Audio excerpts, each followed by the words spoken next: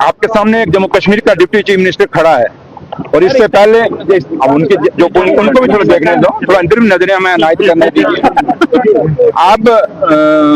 आपने जो सवाल पूछा, ठीक है, एलजी साहब बहुत सियाने हैं, बहुत समझदार हैं और एलजी साहब एक मैच्योर पॉलिटिशियन हैं, और लेकिन है कि उनको आज हम एक पॉलिटिशियन की नजर से नहीं देखते, हम जम्मू कश्मीर का लेफ्टिनेंट गवर्नर देखते हैं। और लेफ्टिनेंट गवर्नर की पोस्ट जो है पॉलिटिकल नहीं है, वो एक कॉन्स्टिट्यूशनल पोस्ट है। और एलजी साहब से तो ठीक है उन्होंने जो कहा, लेकिन मैं आपको एक छोटी सी एग्जांपल देता हूं। आपके सामने इस दरिया के ऊपर deputy chief minister Jammu Kashmir का खड़ा है। क्या आपको एसएसपी दिख रहा है?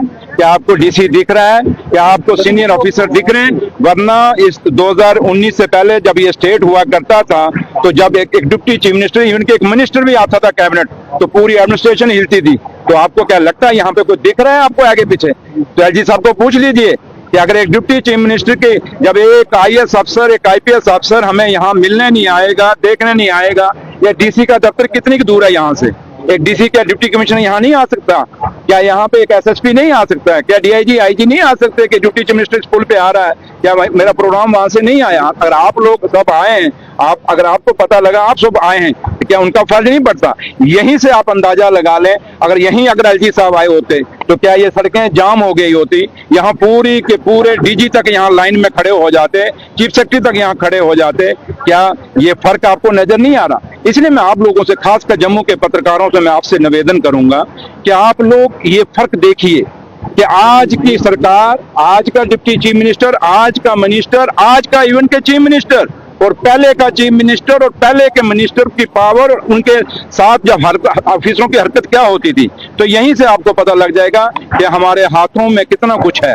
ठीक है, बीजेपी जो मर्जी बोले, एलजी साहब जो मर्जी बोले, आजाद मुल्क है, ये आजादी हमें बोलने की हमारे आइन ने दी, बाबा साहब भीमराव अम्बेडकर साहब ने दी हुई है, हम बोलते हैं। लेकिन सच्चाई ये है कि अगर इस नाले के ऊपर, इस तवी के ऊपर, इस मां सूर्यपुत्री के किनारे अगर डिप्टी चीफ मिनिस्टर खड़ा है, तो आप खुद अपने तरफ जब ये चलाएंगे अपनी न्यूज, तो कम से कम बीच में ये भी जिक्र करें, क्वेश्चन मार्क एडमिनिस्ट्रेशन को करें कि जब डिप्टी चीफ मिनिस्टर आता है तो क्यों डीसी गायब हो जाता है, क्यों एसएसपी गायब हो जाता है, क्यों डीआईजी गायब हो जाता है, क्यों डिबकॉम गायब हो जाता है, क्यों सारी एडमिनिस्ट्रेशन गायब हो जाती है। ये मैं आपको आज मैं हूं इस पोस्ट पे, कल कोई और होगा, क्या पता मुकद्दर का आम में से कोई हो जाए, क्योंकि पत्रकारिता में से बड़े लोग लीडर बने।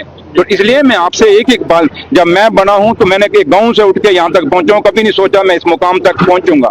तो लिहाजा ये जो मैंने बात बताई है एलजी साहब को, इसी से जवाब है, और आप उनको पूछ लीजिएगा जब एलजी साहब कभी आपको मिलेंगे। पहली बात तो वो बाइट नहीं देंगे, जैसे हम लोगों को आप घेरते हैं, हम खुद से आपके बात करते हैं, वो नहीं करेंगे। लेकिन फिर भी उनको पूछिए कि ये ऑफिसर जब इन लोगों को एडमिनिस्ट्रेशन की जो है, जो आज की